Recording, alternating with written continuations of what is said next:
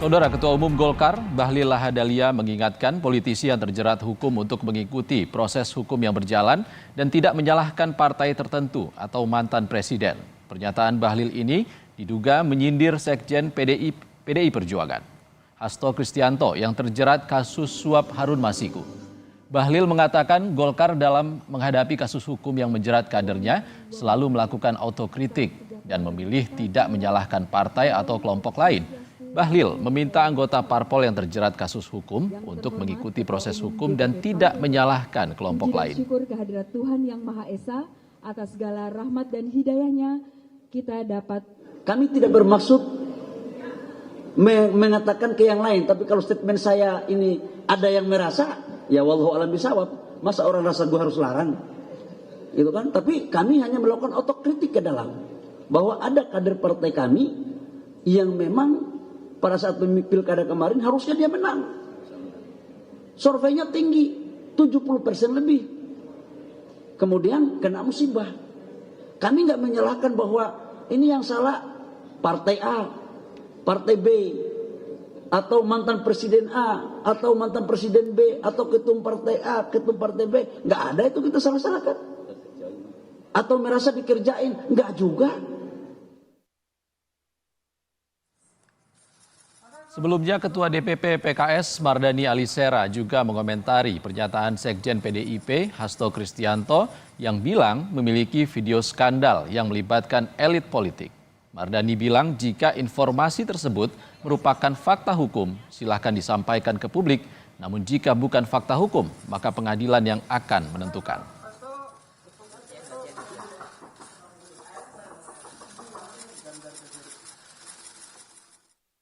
Dibuka aja kalau ada, kan bagaimanapun kalau fakta hukum pasti akan, kalau bukan fakta hukum ya mungkin nanti pengadilan yang akan menentukan. Kita negara hukum kok. Ada kriminalisasi Anies itu juga. Itu termasuk yang ditunggu publik, dan karena itu kalau pandangan saya tetap kalau itu fakta hukum monggo dibuka. Menteri Sekretaris Negara Prasetyo Hadi merespons soal keinginan Sekretaris Jenderal PDIP Hasto Kristianto yang membongkar skandal elit-elit politik dan petinggi negara. Prasetyo Hadi menyatakan bahwa segala bentuk pelanggaran hukum dan tindak pidana tertentu semua memiliki landasan hukum. Sehingga jika ada bukti-bukti yang bisa diungkap, silakan disampaikan dan fakta dan hukum yang akan berbicara. Mas Pras, soal Mas Hasto yang bilang mau bongkar korupsi para pejabat negara itu gimana tanggapan dari istana, Mas Pras? Ya memangnya ada. Kalau ada disampaikan aja, kan semua kan landasannya hukum ya. Fakta hukum lah. Politisi Partai Demokrasi Indonesia Perjuangan Guntur Romli memastikan video yang dimiliki Sekjen Hasto Kristianto memuat skandal korupsi yang melibatkan petinggi negara, baik yang saat ini menjabat ataupun yang terdahulu. Guntur Romli bilang, video yang dimiliki Hasto diantaranya soal penyalahgunaan kewenangan penegak hukum serta kasus kriminalisasi terhadap Anies Baswedan. Menurut Guntur, video yang akan diungkap Hasto merupakan bentuk perlawanan partainya. Ya benar, video-video yang disiapkan oleh Sekjen PDI Perjuangan, Mas Hasto Kristianto, memang memuat skandal korupsi-korupsi yang melibatkan petinggi negara dan juga penyalahgunaan kewenangan seorang petinggi penegak hukum untuk menyelesaikan masalah pribadi. Saudara Sekjen PDI Perjuangan Hasto Kristianto lewat juru bicara PDIP Guntur Romli menyatakan memiliki video skandal korupsi pejabat tinggi. Lontaran ini mendapat tanggapan baik dari istana maupun sejumlah politisi dan juga Presiden Jokowi. Mereka mempersilahkan Hasto membuka ke publik jika memang memiliki bukti. Benarkah Hasto memiliki video soal skandal korupsi pejabat tinggi? Kenapa ini dimunculkan setelah dia ditetapkan sebagai tersangka? Apa yang ingin disasar Hasto? Ulasannya kita bahas bersama politisi PD Perjuangan Guntur Romli, pengamat politik yang juga Direktur Eksekutif Parameter Politik Indonesia Adi Praitno, dan Ketua Umum Lisan Hendar Sam Marantoko. Selamat sore Mas Gun, Mas Adi, dan Mas Hendar Sam. Selamat sore. Selamat sore. Assalamualaikum. warahmatullahi wabarakatuh. Waalaikumsalam. Kita ke Mas Gun dulu. Mas Gun, siapa sebenarnya yang disasar klaim Pak Hasto soal video skandal ini? Ya, di situ kan pernah saya sebutkan bahwa itu akan mengungkap skandal korupsi dan penyalahgunaan kewenangan ya para pejabat negara yang saat ini masih menjabat atau yang sudah tidak menjabat. Dan kalau yang tidak menjabat itu, kok video itu belum dirilis ternyata sudah didahului oleh laporan OCCRP yang lagi rame dari siang sampai sore ini, yang menempatkan Jokowi sebagai salah satu pemimpin terkorup sedunia dan kejahatan yang terorganisir. Jadi video belum dirilis kok sudah ada bocorannya itu. Itulah. Jadi kalau tadi juga pertanyaan apakah benar ada, ya ada, video itu ada dan saya nonton beberapa video tersebut, tapi bukan di saya. Kalau ditanya mulai tadi pagi juga nanya ke saya, ya semuanya itu kan berpulang kepada Sekjen PDI Perjuangan Mas Hasto Kristianto yang sekarang masih bersama keluarga, karena kan kemarin itu gara-gara penetapan tersangka pada menjelang 1 hari Natal, malam Natal misa yang harusnya belum misa, nggak misa, kemudian juga Natalannya juga terganggu dengan keluarga.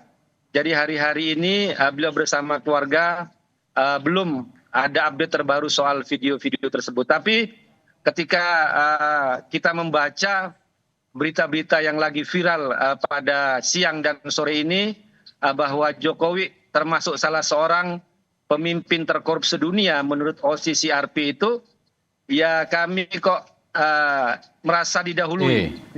Kalau memang ada soal Pak Jokowi, Mas Gun, kenapa baru sekarang rencananya akan dirilis videonya? Kenapa tidak dari dulu? Toh sebelum Pilpres juga hubungan Pak Jokowi dengan PDIP juga tidak baik lagi.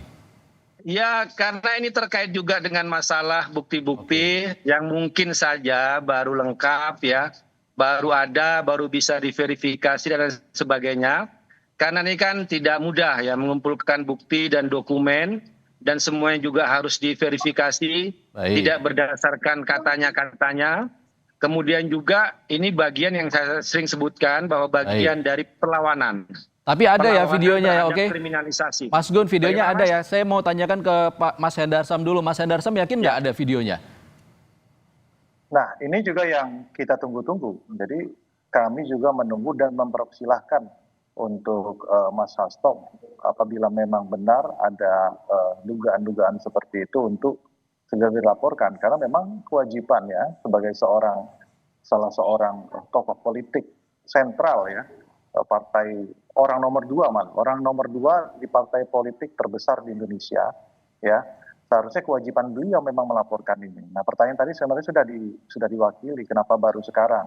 Mungkin Mas Gun tadi udah bilang bahwa mengumpulkan bukti-bukti, tapi saya nggak yakin hal itu, karena mengumpulkan bukti pada saat dulu masih ada di dalam pemerintahan dengan mengumpulkan bukti pada saat sekarang berada di luar pemerintahan, ini tentu jauh lebih mudah dan jauh lebih gampang dan tentunya di depan mata. Tindak pidana itu memang kalau benar terjadi. Jadi ini pasti menjadi pertanyaan publik. Walaupun ada frasa ini bentuk perlawanan, tapi intinya apa? Artinya perlawanannya tersebut kan nggak tulus ya, bukan untuk memberantas korupsi, tapi sebagai bentuk perlawanan karena beliau sebagai tersangka, tapi bukan bentuk sebagai perlawanan untuk memberantas korupsi ya, sebagai musuh kita bersama. Nah, kemudian juga kalau kita lihat ini berbahaya juga buat Mas Hasto ke depannya, karena satu ya, kalau harus dilihat apabila memang saya patut menduga beliau sudah tahu hal ini bukan sekarang, sudah dari 10 tahun terakhir ya kan, sebagai posisi sentral beliau sebagai sekjen partai koalisi, pemimpin koalisi di pemerintahan Jokowi pasti tahu kalau yang beliau cetuskan sekarang ini bukan sekarang beliau tetapi sudah dari dulu. Dengan beliau tidak melakukan apa-apa pada saat itu dianggap bisa dianggap ada dampak hukumnya buat beliau. itu Oke. bentuk pendugaannya itu obstruction of justice, menghalang-halangi penyidikan. Ya, Artinya ketika PDIP sudah di menyembunyikan luar suatu tindak pidana. pemerintahan, seharusnya Yes. saat di pemerintahan 10 tahun itu bukti itu juga lebih terbuka lebar untuk aksesnya bagi PDIP Oh, iya ya Mas dong. Hendar Sam. Pasti Baik, sudah- kita pasti ke Mas sudah Adi pasti. dulu Mas, bentar. Mas Adi, ini Pak Jokowi sudah tidak menjabat lagi, apakah klaim dari Hasto Kristianto ini berpengaruh pada situasi politik saat ini? Ya tentu saja dalam banyak hal berpengaruh, dalam konteks ini kan menimbulkan diskursus yang berkepanjangan. Sampai hari ini publik malah berkepanjangan ya berdiskusi tentang seakan-akan ada peperangan yang tidak pernah usai antara PDIP yang terus-terus kemudian menyerang secara agresif Jokowi yang mungkin ya dinilai punya andil dalam konteks persoalan yang membelit Pak Hasto. Jadi ini sudah menjadi rahasia umum sebenarnya ketika Hasto itu ditetapkan sebagai tersangka, itu kan dinilai ada intervensi, ada kriminalisasi, dan ada unsur-unsur politisasi. Makanya kemudian Bang Guntur Romli selaku jubir PDIP itu kan mengungkapkan akan ada info-info yang valid, kredibel terkait dengan penguasa dan petinggi di negara ini yang sebenarnya punya kasus-kasus yang terkait dengan persoalan korupsi. Ini kan semacam serangan balik kepada pihak yang dinilai menjadi aktor, menjadi dalang, sehingga Pak Hasto itu ditetapkan sebagai tersangka.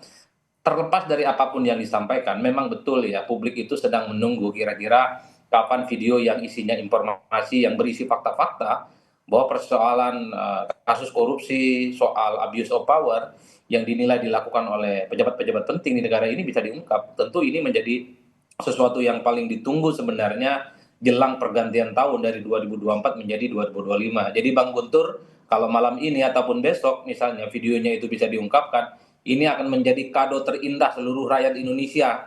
Ada fakta, ada data bahwa ada kasus-kasus kakap yang membelit para petinggi di negara ini bisa ditunjukkan oleh Bang Guntur, oleh tim hukum, ataupun oleh Pak Hasto bahwa orang-orang yang kemudian disebutkan itu selama ini tidak pernah tersentuh secara hukum. Kan itu yang paling prinsip. Tapi yang kedua Mas, sehebat apapun argumentasi bahwa ada data, ada video yang disampaikan oleh tim hukum dari Pak Hasto, ini kan tidak bisa menggugurkan, tidak bisa menganulir status hukum yang saat ini sudah menjadikan Pak Hasto itu sebagai tersangka.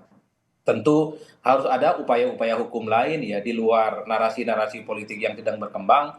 Bagaimana caranya untuk mengembangkan kasusnya Pak Hasto ini, apakah misalnya melalui pra-peradilan, ataukah misalnya ada hal-hal lain yang terkait dengan langkah hukum, sehingga status tersangka ini ya bisa dianulir ataupun bisa dibatalkan. Karena sehebat apapun narasi politik, sehebat apapun informasi terkait dengan adanya kasus korupsi di negara kita, dalam konteks hukum itu tidak akan ada pengaruhnya. Jadi saya kira di situ Mas konteksnya. Oke. Baik, Mas Gun, gimana Mas Gun? Apakah mungkin dirilis tahun 2024? Ini masih ada 7 jam lagi menuju 2025. Kalau kado akhir 2024 itu sudah pengumuman OCCRP Mas. Jokowi salah satu pemimpin terkorup sedunia. Setelah Bashar Assad, setelah Presiden Kenya. Jadi itu sudah kado terburuk lah untuk Indonesia yang mempermalukan Indonesia. Tapi begini, saya mau menjawab soal kenapa baru sekarang. Kami ini adalah partai politik. Dan partai politik itu ada momen-momen politik tertentu. Tidak mungkin dalam suasana seperti pileg, pilpres, kemudian pilkada, dikacaukan katakanlah dengan membocorkan data-data dan informasi terkait skandal-skandal korupsi. Jadi ini kami perlu tegaskan hal itu. Terus pertimbangan yang lain adalah pemberantasan korupsi bukan tugas PDI Perjuangan. PDI Perjuangan adalah partai politik yang mengedukasi politik terhadap masyarakat. Kalau bicara pemberantasan korupsi ya tanya KPK dong. Selama ini korupsi-korupsi besar di KPK itu gimana kabarnya gitu kan? Yang ratusan triliun, yang miliaran, itu gimana kasusnya? Itu dong yang ditanyakan KPK. Oke, Mas Gun. Kasus yang sekarang ini kan nggak ada kerugian negara di situ kan. Oke. Ada penyuapan, sudah jelas Mas Gun, fakta kalau hukum, memang pengadilan bahwa itu antara Harun Masiku dengan Wahyu Setiawan, tidak ada nama Hasto Kristianto di situ. Baik, Mas Jadi Gun. kembali ke situ. Ya, silakan Mas Ihsan. Pak Hasto bilang punya bukti dan layak jadi barang bukti. Saya mau nanya ini ke Mas Hendar Sam. Harusnya bagaimana nih Pak Hasto dan juga PDIP kalau punya barang bukti, kenapa tidak diberikan ke penegak hukum saja? Iya, itu yang kita sayangkan. Harusnya nggak harus ngomong, ya nggak harus tanpa cywar seperti itu, langsung laporkan saja itu ke KPK. kan laporkan saja itu ke kejaksaan, laporkan saja itu ke kepolisian, baru kemudian ngomong. Jadi kan ini seolah-olah ada firework di sini kan. Jadi bentuk perlawanan itu nggak tulus, kita lihat itu loh. Sedangkan kalau kita mau, ini kepentingan pemberantasan korupsi itu adalah kepentingan bangsa dan negara, untuk supaya kita bagaimana caranya, salah satunya itu untuk mengembalikan hasil korupsi, bukan kepentingan dari satu golongan saja, bukan kepentingan dari PDIP saja, bukan kepentingan dari Pak Hasto saja, Mas Hasto saja. Jadi ini kan seolah-olah kepentingan Mas Hasto saja, karena udah tetapkan jadi tersangka, kemudian timbul seperti ini kan.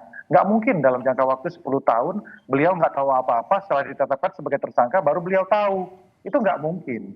Makanya saya bilang itu, ya kan ada dugaan obstruction of justice, menghalangi penyidikan, menyembunyikan suatu tindak pidana, melakukan pembiaran terhadap hal tersebut. Belum lagi kalau ini cuma gertak sambel. Kalau gertak sambel, kena lagi nanti dengan undang-undang ITE. Walaupun pasal 14 dan pasal 15 undang-undang 1 tahun 1946 tentang tindak pidana itu sudah dihapuskan oleh MK, tapi undang-undang ITE tentang penyebaran hoax ini masih berlaku. Nah ini kan jadi dilema sendiri. Kalau tidak dilakukan, maka kan berlaku undang-undang ITE ya kepada Mas Hasto. Karena udah menyebarkan berita bohong, hoax tentang adanya dugaan tindak pidana kan seperti itu, tapi tidak melaporkan. Jadi ini yang saya sebenarnya menyayangkan. Tim hukumnya harusnya memberikan pengetahuan bahwa apa dalam melakukan suatu statement ini kisi-kisi ini ya. Saya praktisi hukum, saya tahu persis. Harusnya sudah kena dengan pasal pencemaran nama baik. Kalau yang dituju adalah Pak Jokowi. Karena apa? Belum dilakukan upaya hukum terlebih dahulu. Okay. Jadi kalau mau itu dilakukan upaya hukum terlebih dahulu, baru kemudian ngomong ke publik. Nah, punya landasan, punya legal standing untuk melakukan. Tapi kalau tidak, ini akan menjadi ruang terbuka, ya, yang bisa jadi kita melihatnya apakah tim hukum tidak bekerja, tidak menasihati Mas Hasto, atau memang ini sengaja untuk membuka ruang untuk itu. Oke, kita kan nggak ngerti dari sisi politik. Saya tangkap poinnya, kenapa tidak langsung penegak hukum saja, jangan asal gertak begitu ya. Kita ke Mas Adi. Terakhir Mas Adi, kalau tadi Mas Gun bilang mereka menunggu pilkada serentak, kalau Mas Hendarsam bilang kenapa tidak dilaporkan ke penegak hukum saja. Komentar Anda bagaimana? Ya saya kira memang setelah Pak Hasto ditetapkan sebagai tersangka, banyak yang berharap Pak Hasto itu menjadi justice kolaborator yang kemudian menunjuk dan membeberkan bukti-bukti adanya skandal korupsi yang katanya itu melibatkan orang-orang penting, petinggi-petinggi di negara ini, yang saya kira memang ini akan membuat bagaimana suasana penegakan hukum ke depan itu akan semakin terang benderang dan semakin tuntas. Tapi sekali lagi, kalau ini hanya sebatas diumumkan, hanya sebatas diwacanakan, tentu ini semacam serangan-serangan balik yang sebenarnya untuk mendapatkan satu pendapat publik bahwa sebenarnya Pak Hasto ditetapkan sebagai tersangka itu karena faktor politis, karena faktor dipolitisasi dan seterusnya. Oleh karena itu satu-satunya cara sebenarnya bahwa ini adalah semacam serangan balik sebagai bentuk ketidakterimaan ketika Pak Hasto itu ditetapkan sebagai tersangka. Langkahnya dua, selain memang membangun narasi politik sebagai upaya untuk mencari dukungan publik, yang kedua memang harus ada upaya-upaya supaya statusnya Pak Hasto ini misalnya bisa dianulir dan dibatalkan. Kan ada pra-peradilan dan seterusnya. Oke. Mas Adi, saya tangkap poinnya. Intinya kita tunggu bagaimana kapan akan dirilis oleh Pak Hasto dan juga PDIP dengan juru bicaranya Mas Guntur. Ini kita masih menuju 2025. Kita tunggu PDIP dan Pak Hasto bagaimana rilis videonya. Terima kasih juru bicara PDIP Guntur Romli, Direktur Eksekutif Parameter Politik Indonesia Adi Praitno, dan Mas Hendarsam Marantoko, Ketua Umum Lisan, sudah berbagi pandangan bersama kami di Kompas Petang.